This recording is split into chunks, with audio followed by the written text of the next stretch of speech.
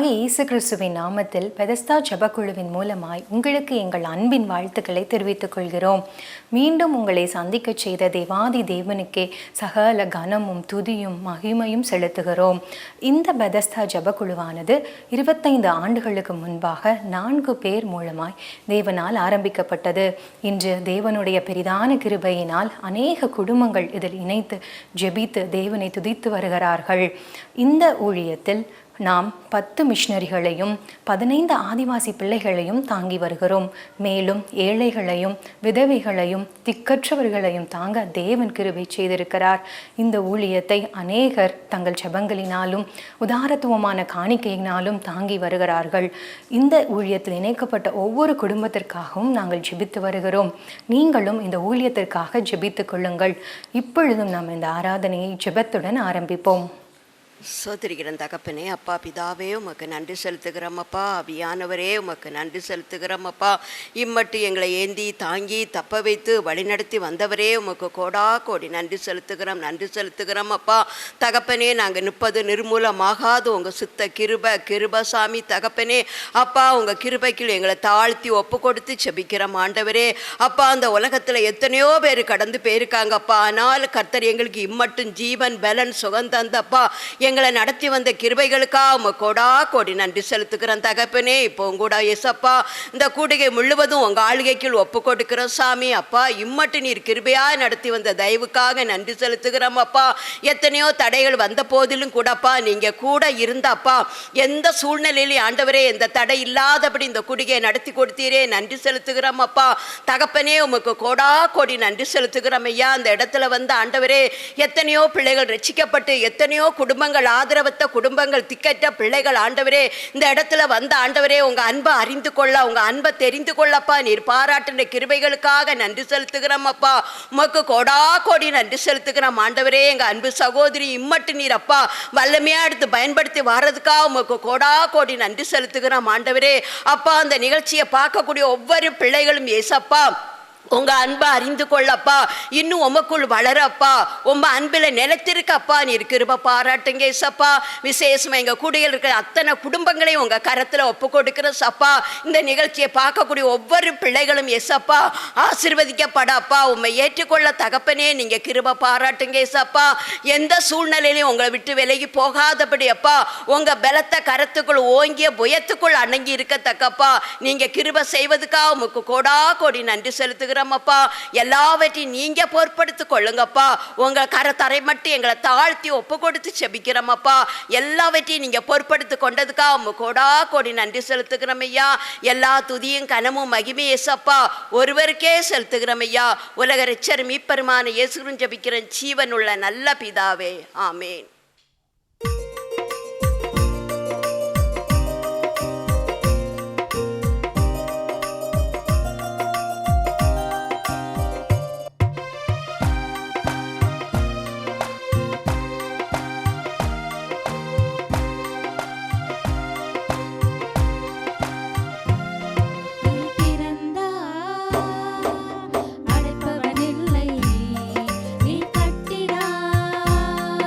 அதை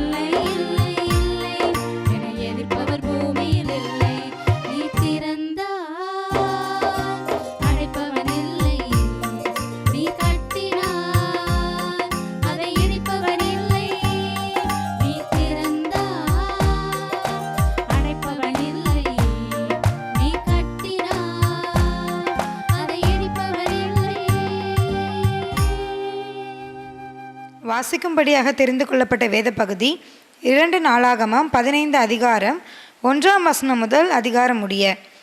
2 நாளாகமம் 15ஆம் அதிகாரம் 1ஆம் வசனம் முதல் அதிகாரம் முடிய.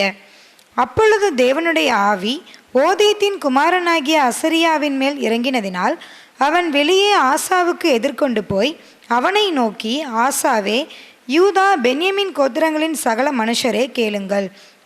நீங்கள் கர்த்தரோடு இருந்தால் அவர் உங்களோடு இருப்பார். நீங்கள் அவரை தேடினால் உங்களுக்கு வெளிப்படுவார். அவளை விட்டீர்களேயாகில் அவர் உங்களை விட்டுவிடுவார். இஸ்ரவேலிலே அநேக நாளாய் மெய்யான தேவனும் இல்லை, உபதேசிக்கிற ஆசாரியனும் இல்லை, வேதமும் இல்லை. தங்கள் நெருக்கத்திலே இஸ்ரவேலின் தேவனாகிய கர்த்தரிடத்திற்கு திரும்பி அவரை தேடின போது அவர் அவர்களுக்கு வெளிப்பட்டார். அக்காலங்களிலே வெளியே போகிறவர்களுக்கும் உள்ளே வருகிறவர்களுக்கும் சமாதானம் இல்லை. தேசங்களின் குடிகள் எல்லாருக்குள்ளும் மகா அமளி உண்டாயிருந்தது. ஜாதியை ஜாதியும் பட்டணத்தை பட்டணமும் நொறுக்கினது. தேவன் அவர்களை சகலவித இடுக்கத்தினாலும் கலங்க பண்ணினார். நீங்களோ உங்கள் கைகளை நெகிழ விடாமல் திடன் கொள்ளுங்கள், உங்கள் கிரியைகளுக்கு பலன் உண்டு என்றான்.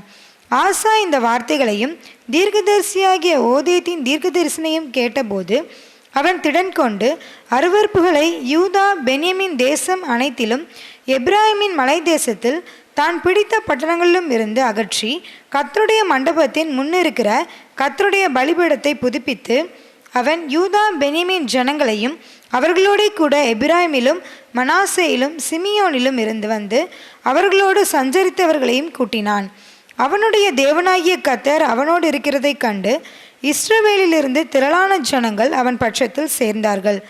ஆசா அரசாண்ட 15ஆம் வருஷம் 3ஆம் மாதத்திலே அவர்கள் எருசலேமிலே கூடி தாங்கள் கொள்ளையிட்டு ஓட்டிக்கொண்டு வந்தவைகளில் அந்நாளிலே 700 மாடுகளையும் 7000 ஆடுகளையும் கர்த்தருக்கு பலியிட்டு தங்கள் பிதாக்களின் தேவனாகிய கர்த்தரை தங்கள் முழு இருதயத்தோடும் தங்கள் முழு ஆத்துமாவோடும் தேடுவோம் என்றும் சிறியோர் பெரியோர் ஸ்திரீ புருஷர் எல்லாரிலும் இஸ்ரவேலின் தேவனாகிய கர்த்தரை தேடாதவன் எவனோ அவன் கொலை செய்யப்பட வேண்டும் என்றும் ஒரு உடன்படிக்கை செய்து மகா சத்தத்தோடும் கெம்பீரத்தோடும் பூரிகைகளோடும் எக்காலங்களோடும் கர்த்தருக்கு முன்பாக ஆணையிட்டார்கள். இந்த ஆணைக்காக யூதா ஜனங்கள் யாவரும் சந்தோஷப்பட்டார்கள். தங்கள் முழு இருதயத்தோடும் ஆணையிட்டு தங்கள் முழு மனதோடும் அவரை தேடினார்கள். கர்த்தர் அவர்களுக்கு வெளிப்பட்டு சுற்றுப்புறத்தாரால் யுத்தமில்லாதபடிக்கு அவர்களை இளைப்பார பண்ணினார். தோப்பிலே அருவருப்பான விக்கிரகத்தை உண்டு பண்ணின ராஜாவாகிய ஆசாவின் தாயான மாகாணையும் ராஜாத்தியா இராதபடிக்கு ஆசா விலக்கி போட்டு அவளுடைய விக்கிரகத்தையும் நிர்மூலமாக்கி தகர்த்து கீதரோன் ஆற்றண்டையிலே சுட்டெரித்து போட்டான். மேடைகளோ இஸ்ரவேலிலிருந்து தகர்க்கப்படவில்லை. ஆனாலும் ஆசாவின் இருதயம் அவன் நாட்களிலெல்லாம் உத்தமமாயிருந்தது. தன் தகப்பனும் தானும் பரிசுத்தம் பண்ணும்படி தேர்ந்து கொண்ட வெள்ளியையும் பொன்னையும் பனிமுட்டுகளையும் அவன் தேவனுடைய ஆலயத்திலே கொண்டு வந்தான். ஆசா அரசாண்ட 35ஆம் வருஷம் மட்டும் யுத்தம் இல்லாதிருந்தது என்பது. ஆமேன். வாசிக்கும்படியாக குறிக்கப்பட்ட வேத பகுதி வாசித்தாயிற்று. ஆண்டவராக இயேசுவின் நாமத்தினாலே உங்களுக்கு என் அன்பின் வாழ்த்துதல். இந்த நாளிலும் இந்த நிகழ்ச்சியின் மூலமாக உங்களை சந்திப்பதற்கு கர்த்தர் நல்ல வாய்ப்பை எனக்கு உருவாக்கி கொடுத்திருக்கிறார். நான் கர்த்தரை மகிமைப்படுத்துகிறேன். பிரியமானவர்களே, ஆவியானவர் இந்த நாளுக்காக நான் விசேஷமாய் காத்திருந்த பொழுது என்னோடு ஒரு வார்த்தை பேச ஆரம்பித்தார். நம்ம வாசித்த வேத பகுதி 2 நாளாகமம் புஸ்தகம் 15ஆம் அதிகாரம் 7வது வசனத்தை எனக்கு முன்பாய் கொண்டு வந்து இந்த வார்த்தைகளை என் பிள்ளைகளோடு நீ பகிர்ந்து கொள்ள வேண்டும் என்று கர்த்தர் எனக்கு ஆலோசனை கொடுத்தபடினாலே நாளிலே இந்த வார்த்தைகள் உங்கள் முன்னாடி நான் கொண்டு வர விரும்புகிறேன். பிரியமானவர்களே, 2 நாளாகமம் புஸ்தகம் 15ஆம் அதிகாரம் 7வது வசனம் சொல்லுகிறது, நீங்களோ உங்கள் கைகளை நெகிழ விடாமல் திடன் கொள்ளுங்கள், உங்கள் கிரியைகளுக்கு பலன் உண்டு என்றான். அருமையான தீர்க்கதரிசி ஆகிய அசரியா, தேவனுடைய ஆவி ஓதேதின் குமாரனாகிய அசரியாவின் மேல் இறங்கினதால் அவன் வெளியே ஆசாவுக்கு எதிர்கொண்டு போய் சொல்லுகிறது ஒரு வார்த்தை, தீர்க்க தரிசனமான வார்த்தை, நீங்கள் திடன் கொள்ளுங்கள், உங்கள் கிரியைகளுக்கு பலன் உண்டு. அந்த வார்த்தையை ஆவியான என்னோடு கூட இடைபட துவங்கினார். பிரியமானவர்களே, நாளிலும் ஆண்டவர் நமக்கு ஒரு பலனை ஏற்படுத்தி வைத்திருக்கிறார், ஒரு ஆசீர்வாதத்தை ஏற்படுத்தி வைத்திருக்கிறார். ஆண்டவர் உருவாக்கி வைத்திருக்க நன்மை என்பதை குறித்து கர்த்தரினோடு கூட பேச துவங்கினார். ஒருவேளை உடைய கிரியைகளுக்கு தக்க பலனை ஆண்டவர் தருவார். நான் இவ்வளோ நான் பிரயாசப்பட்டு இருக்கிறேன், இவ்வளவாய் ஆண்டவருக்கு முன்பாக என்னை பக்தி உள்ளவளாய் என்னை காட்டி கொண்டிருக்கிறேன், ஆண்டவருக்காக நான் உண்மையாய் வாழ்ந்து கொண்டிருக்கிறேன், என்னுடைய வாழ்க்கையில என்ன ஆசீர்வாதத்தை கர்த்தர் வைத்திருக்கிறார் என்று சொல்லி ஒருவேளை நீங்கள் கேள்விக்குறியோடு கூட இருப்பீங்கன்னா ஆண்டவர் சொல்லுகிறார், உங்களுடைய பலனை, உங்கள் கிரியைகளுக்கு தக்க பலனை ஆண்டவர் உங்களுக்கு தருகிறாராம். உண்மையாக சொல்லுகிறேன், இந்த வேத பகுதி நான் தியானிக்கிற பொழுது என் உள்ளத்தில் அதிக சந்தோஷம். ஆண்டவர் எனக்காக உங்களுக்கு ஆயத்தப்படுத்த நன்மை எவ்வளவு பெரிதாக இருக்கிறது. சங்கீதக்காரன் சொன்னது போல அவருடைய நன்மை அவர் உருவாக்கி அவர் கண் காணவும் இல்லை, காது கேட்கவும் இல்லை, இது இருதயத்திலே தோன்றவும் இல்லை. பிரியமானவர்களே, அப்படிப்பட்ட பலனை வேதம் அழகாய் சொல்லுகிறது அல்லவா? மத்தேயு புஸ்தகம் 5ஆம் அதிகாரம் 12ஆம் வசனத்தை நீங்க வாசிச்சு பார்த்தீங்கன்னா, மலை பிரசங்கத்திலே இயேசு கிறிஸ்து ஜனங்களை பார்த்து சொல்லுகிற, சந்தோஷப்பட்டு களி கூறுங்கள், பரலோகத்திலே உங்கள் பலன் மிகுதியாக இருக்குதாம். பரலோகத்திலே ஆண்டவர் ஏற்படுத்தி வைத்த நன்மையை நான் உங்களுக்கு எனக்கும் தரப்போகிறார். வேதம் அழகாய் சொல்லுகிறது. 1 யோவான் புஸ்தகம் 3ஆம் அதிகாரம் 12ஆம் வசனம் சொல்லுகிறது. நான் சில வசனங்களை உங்களுக்கு கோடிட்டு காட்ட விரும்புகிறேன். வேதம் அந்த பகுதி சொல்லுது பாருங்க. பொல்லாங்கானால் உண்டாயிருந்து தன் சகோதரனை கொலை செய்த காயினை போல இருக்க வேண்டாம். அவன் எது நிமித்தம் அவனை கொலை செய்தான்? அவன் கிரியைகள் பொல்லாதவைகளும் அவனுடைய சகோதரனுடைய கிரியைகள் நல்ல நீதி உள்ள கிரியைகளாக இருந்தது நிமித்தமாகவே. பாருங்க, இந்த காயின் குறித்து நமக்கு தெரிஞ்ச ஒரு பகுதி ஆதியா புஸ்தகத்தில் எழுதப்பட்டிருக்கிற அந்த வார்த்தையின்படி அருமையான ஆபேலும் காயினும் ஆண்டவருக்கு காணிக்கை கொண்டு வந்தார்கள். காயினும் நல்ல பெஸ்டானதான் கொண்டு வந்தான். அவனுடைய நிலத்தில் இருக்கிற முதல் கனிகளை ஆண்டவருக்கு முன்னாடி அவன் கொண்டு வருகிறதை பார்க்கிறோம். முதல் கனியை ஆண்டவருக்காக கொண்டு வருகிறான். நல்ல ஒரு ஆசீர்வாதத்தை ஆண்டவர் கொடுத்தார். அந்த ஆசீர்வாதத்திலே முதன்மையானதை ஆண்டவருக்கு கொண்டு வருகிறார். அதுபோல ஆபேல் தன்னுடைய ஆட்டு மந்தையிலிருந்து சிறப்பானதை ஆண்டவருக்கு கொண்டு வந்தான். ஆனால் வேத பகுதி சொல்லுகிறது, ஆண்டவர் ஆபேலையும் அவனுடைய காணிக்கையை அங்கீகரித்தார். ஏன் அங்கீகரித்தார்? வேதம் அழகாய் சொல்லுது பாருங்க. அவனுடைய காயினுடைய கிரியைகள் பொல்லாதவைகளாக இருந்தது. பாருங்க, அவனுக்கு பயங்கரமான சாபம் கிடைச்சது. நீங்க ஆதியாகம புஸ்தகத்துக்கு நேராக அந்த வேத பகுதிக்கு நேராக உங்க வேதத்தை திருப்புவீங்கன்னா, காயின் அவனை பார்த்து பாருங்க, இன்று, அதாவது ஆதியாகம புஸ்தகம் 4ஆம் அதிகாரம் 14ஆம் வசனம் சொல்லுகிறது, இன்று என்னை தேசத்திலிருந்து துரத்தி விடுகிறீர், நான் உமது சமூகத்திற்கு விலகி மறைந்து பூமியை நிலையற்று அலைகிறவனாய் இருப்பேன் அப்படி சொல்றான். நிலையற்று அலைகிறவனாய், என்னுடைய வாழ்க்கை ஒரு சாபமான வாழ்க்கையாய் மாறினது. பிரியமானவர்களே, என்னை கண்டுபிடிக்கிற எவனும் கொன்று போடுவானே அப்படி சொல்ல ஆண்டவர் அவனை சபிக்கிறார். இப்பொழுது உன் சகோதரனுடைய ரத்தத்தை உன் கையிலே வாங்கி கொள்ள தன் வாயை திறந்த இந்த பூமியில் நீ சபிக்கப்பட்டிருப்பாய். நீ நிலத்தை பயிரிடும் போது அது தன் பலனை இனி உனக்கு கொடாது, நீ பூமியை நிலையற்று அலைகிறவனாயிருப்பாய்ன்னு சொல்லி காயினை குறித்து ஆண்டவர் சொல்லுகிறார். பாருங்க, ஏன் அந்த காயின் கொலை ஏன் ஆண்டவர் அங்கீகரிக்கல அந்த காணிக்கையே? முகம் வேறுபடுகிறவனை காணப்பட்டான். அதே வேத பகுதி ஆதியாகமம் 4ஆம் அதிகாரம் நீங்க 8வது வசனத்தை நீங்க வாசிச்சு பார்த்தீங்கன்னா, காயின் தன் சகோதரனை ஆபேலோடு பேசினான். அவர்கள் வயல்வெளியில் இருக்கும் சமயத்தில் காயின் தன் சகோதரனை ஆபேலுக்கு விரோதமாக எழும்பி அவனை கொலை செய்தான். அதுக்கு முந்தின வசனம் சொல்லுகிறது, 6வது வசனம் சொல்லுகிறது, கர்த்தர் காயினை நோக்கி, உனக்கு ஏன் எரிச்சல் உண்டாயிற்று? உன் முகநாடி ஏன் வேறுபடுகிறது? இன்னைக்கு எத்தனை தடவை நம்ம முகத்தை மாத்திக்கிட்டு இருக்கோம் பாருங்க. முன்னாடியெல்லாம் இந்த கார்ட்டூன் போடுவாங்க பேப்பர்ல, பலமுக ஜோ அப்படின்னு போடுவாங்க. பல முகத்தை நம்ம காட்டுவோம் இல்லை? அது மாதிரி தான் இந்த காயின். அவர் சொல்றாரு, தேவன் சொல்லுகிறார், ஏன் உன் முகநாடி வேறுபடுகிறது? நீ நன்மை செய்தால் உனக்கு நன்மை உண்டாகாதோ?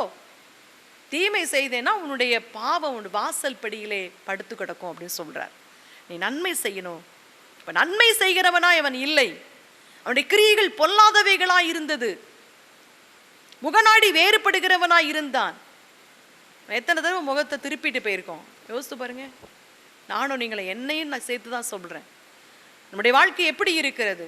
அதான் அந்த யோவான் சொல்லுகிறார், தன்னுடைய புத்தகத்திலே எழுதுகிற பொழுது சொல்லுகிறார், 1 யோவான் புஸ்தகம் 3ஆம் அதிகாரம் 12ஆம் வசனம், பொல்லாங்கனால் அவன் உண்டாயிருந்தான். அந்த காயினை போல உங்கள் கிரியைகள் இருக்கக்கூடாது. நன்மை செய்கிறவர்களாய்,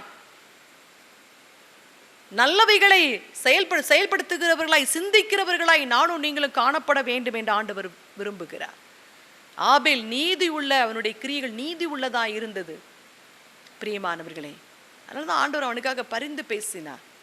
காயினோடு வந்து பேசுகிறதை பார்க்கிறோம். அவனுக்காக பரிந்து பேசுகிற தேவனாய் கடந்து வந்தார்.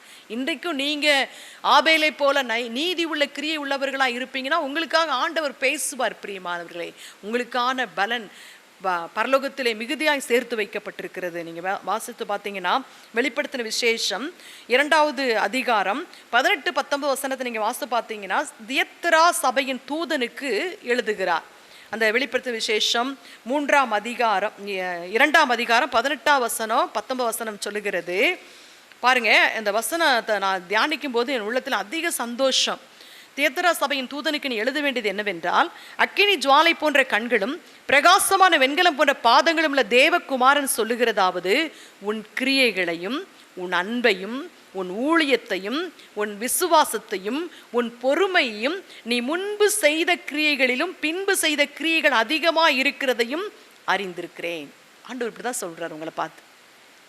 ஆண்டவர் சொல்லுகிறார், உன் கிரியைகளையும் உன் அன்பையும் உன் ஊழியத்தையும் உன் விசுவாசத்தையும் உன் பொறுமையையும் நீ முன்பு செய்த, முன்னாடி எப்படிப்பட்டவர்களா இருந்தோம், ஆண்டவருக்கு முன்பா ஆண்டவர் தெரிந்து கொண்ட நாட்களில் எப்படிப்பட்ட கிரியை எனக்குள்ள இருந்துச்சு. ரொம்ப ஆண்டவரை நேசித்தேன், அன்பு வச்சிருந்தேன், அடிக்கடி போய் ஆண்டவரோடு கூட உறவாடினேன், வேதத்தை தியானித்து கொண்டே வந்தேன்.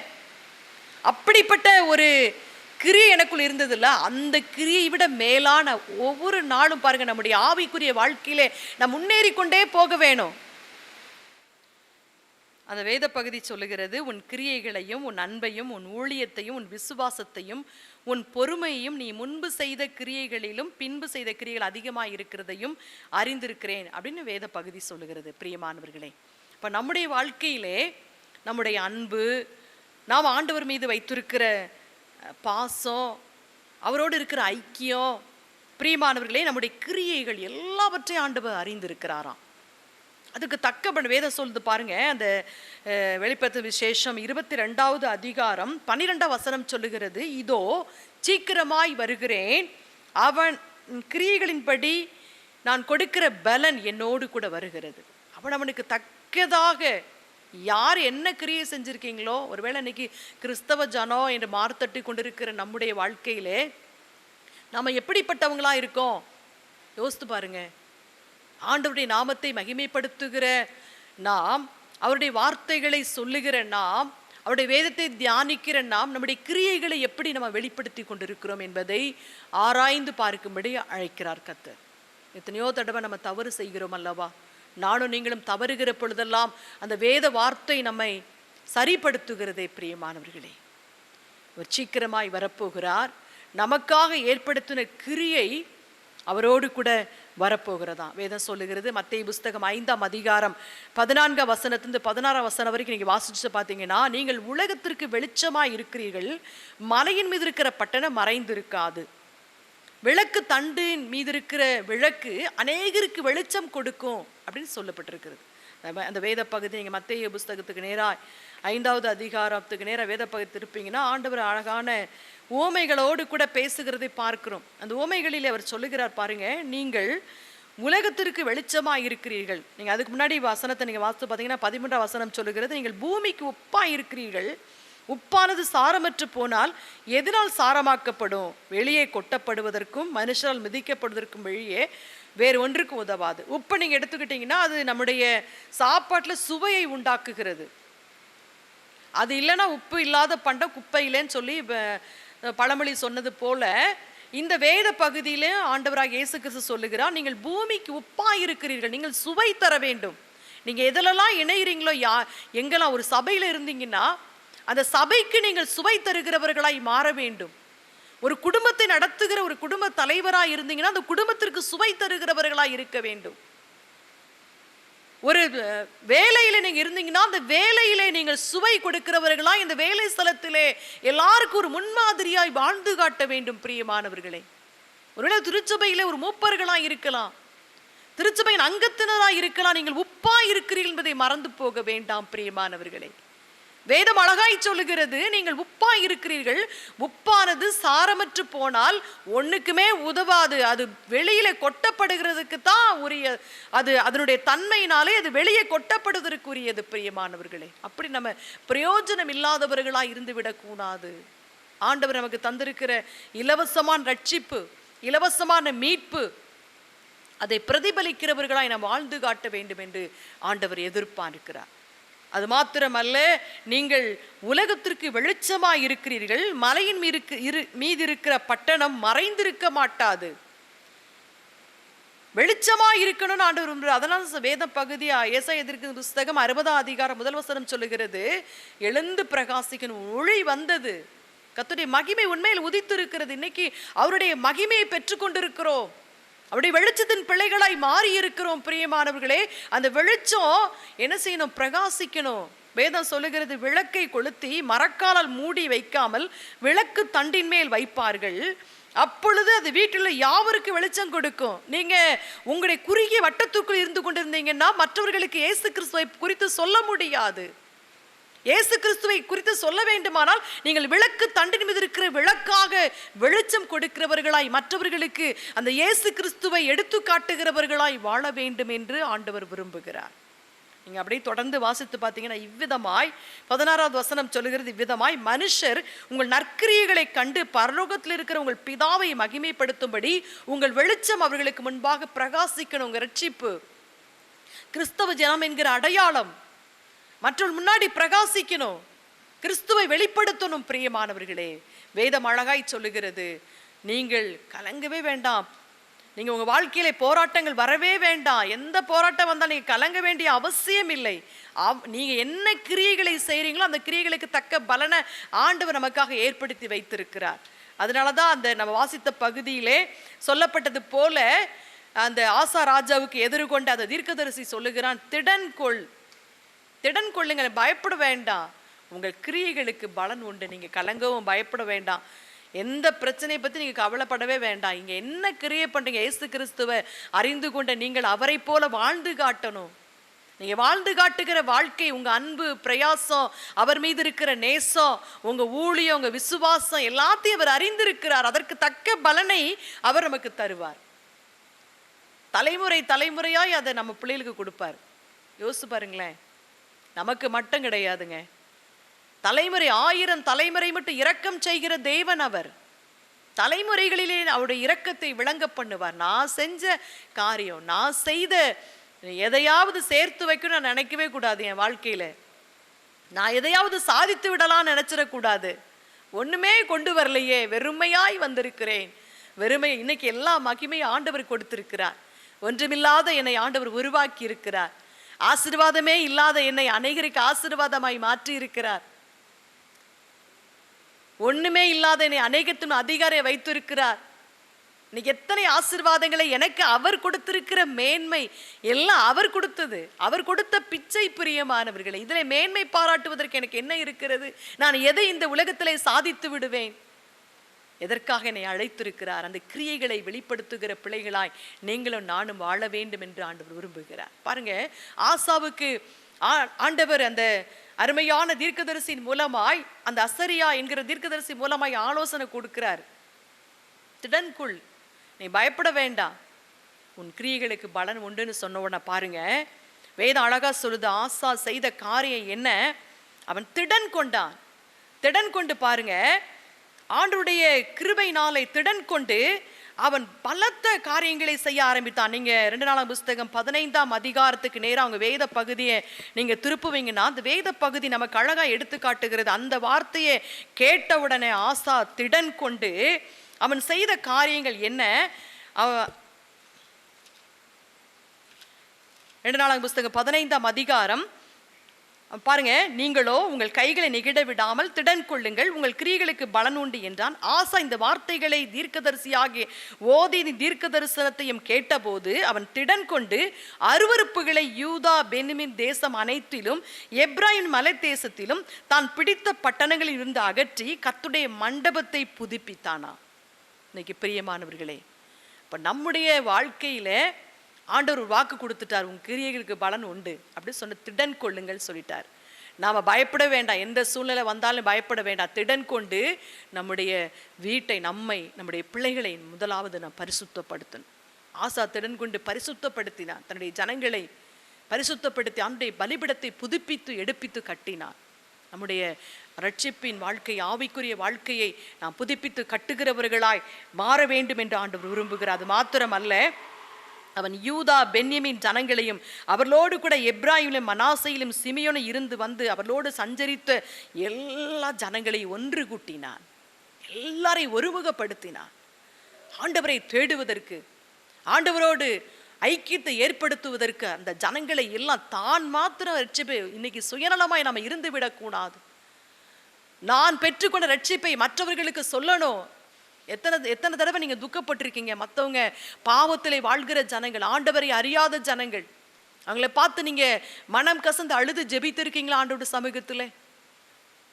பிரியமான எத்தனை ஜனங்கள் இன்னைக்கு வரைக்கும் இயேசு கிறிஸ்துவும் கேள்விப்படாத ஜனங்களை பார்த்து நீங்க மனம் கசந்து அழுதுருக்கீங்களா? பிரியமானவர்களே, அப்படி அழுதுருப்பீங்கன்னா அவங்க கிரியைகளுக்கு நிச்சயமா பலன் உண்டு. இந்த ஆசா திடன் கொண்டு அருவருப்புகளை தன்னை விட்டு, தன்னுடைய ஜனங்களை விட்டு அகற்றினான். அது மாத்திரமல்ல, எல்லா ஜனங்களையும் ஒருமுகப்படுத்தினான் என்று வேதம் சொல்லுகிறது. ஒருமுகப்படுத்தினான், ஆண்டவரோடு கூட ஐக்கியப்பட. பாருங்க, அவன் கூட கர்த்தர் இருக்கிறதை கண்டு ஜனங்கள் எல்லாரும் அவன் பட்சமாய் சேர்ந்தார்கள், அவன் கூடவே ஐக்கியப்பட்டார்கள் என்று வேத பகுதி சொல்லுகிறது. பிரியமானவர்களே, இப்ப நம்முடைய வாழ்க்கையிலே அப்படிப்பட்ட ஒரு பிள்ளைகளாய் நானும் நீங்களும் மாற வேண்டும் என்று ஆண்டவர் விரும்புகிறது. மாத்திரம் அல்ல, 2 புஸ்தகம் 15ஆம் அதிகாரம் 13ஆம் வசனம் சொல்லுகிறது, சிறியோர் பெரியோர் ஸ்திரீ புருஷர் எல்லாரிலும் இஸ்ரவேலின் தேவனாய் கர்த்தரை தேடாதவன் எவனோ அவன் கொலை செய்யப்பட வேண்டும் என்றும் ஒரு உடன்படிக்கை செய்தான். ஒரு உடன்படிக்கை பண்ணுகிறான். ஆண்டவரோடு கூட ஜனங்களை சேர்த்து ஒரு உடன்படிக்கை அவரைத்தான் தேடணும், நான் அவரைத்தான் வாஞ்சிப்பேன், அவரைத்தான் நேசிப்பேன், அவருக்கு நான் முதலிடம் கொடுப்பேன். இன்னைக்கு அவர் கூட ஒரு உடன்படிக்கை பண்ணுவோமா? பிரியமானவர்களே, அவரோடு கூட உடன்படிக்கை பண்ணுவோமா? அப்படி ஆண்டவரோடு கூட ஒரு உடன்படிக்கை அவன் செய்கிறதை பார்க்க. அது மாத்திரம் அல்ல பிரியமான, 2 புஸ்தகம் 15ஆம் அதிகாரம் 14ஆம் வசனம் 15ஆம் வசனத்திலே அவன் வேதம் சொல்லுகிறது, கர்த்தருக்கு முன்பாக இந்த உடன்படிக்கை நிமித்தமாய் சந்தோஷப்பட்டு ஆணையிட்டார்களாம். நாங்கள் செய்வோம் ஆண்டவரே, நாங்கள் இப்படிப்பட்டவர்களா இருப்போம் ஆண்டவரே, உங்களுக்கு பிரியமானதை செய்வோம் என்று ஆணையிட்டார்கள். முழு மனதோடு கூட ஆண்டவரை தேடுவதற்கு தங்களை ஒருமுகப்படுத்தினார்கள். ஆண்டுடைய சமூகத்தில் நிற்கிற நீங்களும் நானும் நம்முடைய கிரியைகளுக்கு பலனை தருகிறவரை தேடுகிற நானும் நீங்களும் பிரியம் நம்மை பரிசுத்தப்படுத்திக் கொள்ளுவோம். பலிபடுத்தி நம்முடைய ஜெப வாழ்க்கையை புதுப்பித்துக் கொள்ளுவோம். நாம் பெற்றுக்கொண்ட ரட்சிப்பை மற்றவர்களுக்கு அறிவித்து ஜனங்களை ஒன்று கூட்டுவோம். அது மாத்திரமல்ல பிரியமானவர்களே, அவரை தேடுகிற உடன்படிக்கை ஏற்படுத்துவோம், அதை உறுதிப்படுத்திக் கொள்ளுவோம். பிரியமானவர்களே, அது மாத்திரமல்ல, முழு இருதயத்தோடு அவரை தேடுவோம் என்று அவருக்கு முன்னாடி நம்மை வாக்கு கொடுப்போம். இன்னைக்கு நாளிலே நம்மை புதுப்பித்துக் கொள்ளுவோமா? நம்ம புதுப்பித்துக் கொள்ளுகிற பொழுது ஆண்டவர் நம் கிரியைகளுக்கு தக்க பலனை உண்டு பண்ணுவார். அப்படிப்பட்ட கிருபைகளை கொடுக்கும்படியா நம்ம இருந்த இடத்துல எல்லாரும் முழங்கால் படியிட போகிறோம். முழங்கால் படியிட்ட ஆண்டவரே, என் கிரியைகள் எப்படி இருக்கிறது? காயினை போல முகம் நாடி வேறுபடுகிறவளாய் நான் இருக்கிறேனா? ஆபேலை போல ஆண்டவரே, என் கிரியைகள் நன்மை செய்கிற கிரியைகளா இருக்கிறதா? என் கிரியைகள் நீதி உள்ள கிரியைகளா இருக்கிறதா? நான் ஒப்பு கொடுக்கிறேன் ஆண்டவரே. என்னுடைய விசுவாசம் எப்படி இருக்கிறது? என்னுடைய நேசம் எப்படி இருக்கிறது?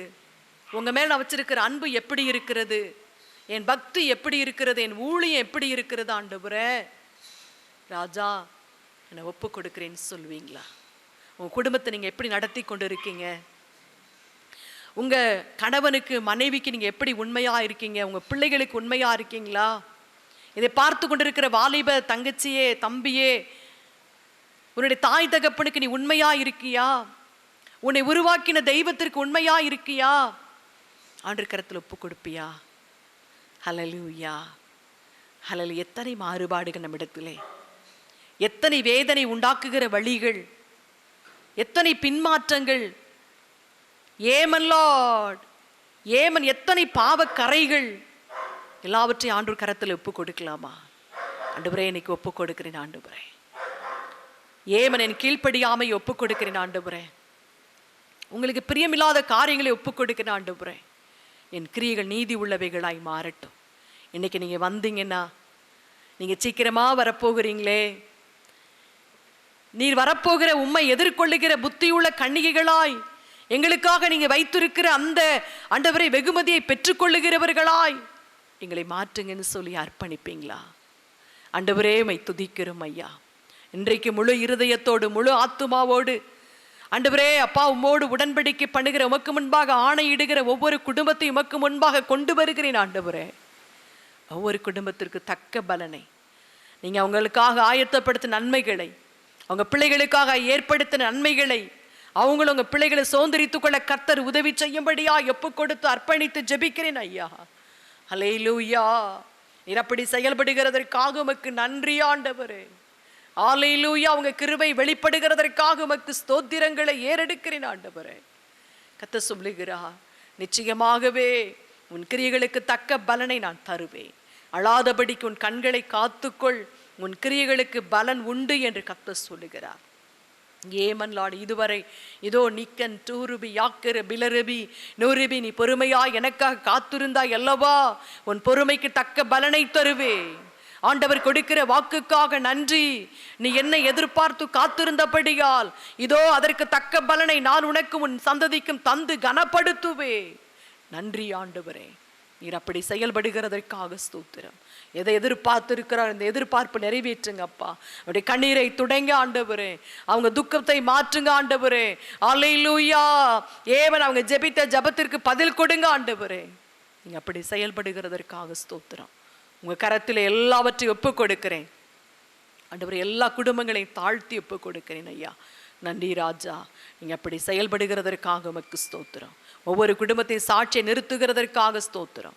தொடர்ந்து ஆண்டவரே நம்முடைய ஆளுகைக்குள் தருகிறேன். இந்த ஊழியம் உங்களுடையது ஆண்டவரே. நீங்க எஜமானர், நாங்கள் வேலைக்காரர்கள் ஆண்டவரே. நாங்கள் எங்கள் கடமையை செய்திருக்கிறோம். நீங்க சொன்ன வார்த்தைகள் நாங்கள் சொல்லியிருக்கிறோம். இந்த வார்த்தைகளை கேட்கிற ஆண்டவர், இந்த வார்த்தையின்படி ஜெபிக்கிற ஒவ்வொருவரையும் கர்த்தர் ஆசீர்வதிக்கும்படி ஜெபிக்கிறோம். இப்படி ஆசீர்வதிக்கிறதற்காக ஸ்தோத்திரம். இந்த ஆராதனையில் வந்த எல்லா கணம், எல்லா துதி, எல்லா புகழ்ச்சி உமக்கு செலுத்துகிறோம். நீர் மகிமைப்பட வேண்டும் ஐயா. இந்த ஊழியத்தின் மூலமாக என்னை மகிமைப்பட வேண்டும் ஐயா. நீரே மகிமைப்படுவீராக. இயேசுவின் நாமத்தில் பிதாவே. ஆமே ஆமே. கர்த்தர் உங்களை ஆசீர்வதிப்பாராக. ஆமே. ஜெப தேவைக்கு நீங்கள் தொடர்பு கொள்ள வேண்டிய முகவரி: சகோதரி செல்வி பில்லி, எண் 282, 23வது தெரு, சாந்தி நகர், பாளையங்கோட்டை 627002, திருநெல்வேலி. தொலைபேசி எண் 9483337747 மற்றும் 9443737466. Email ID: BethesdaPrayerGroup91@gmail.com.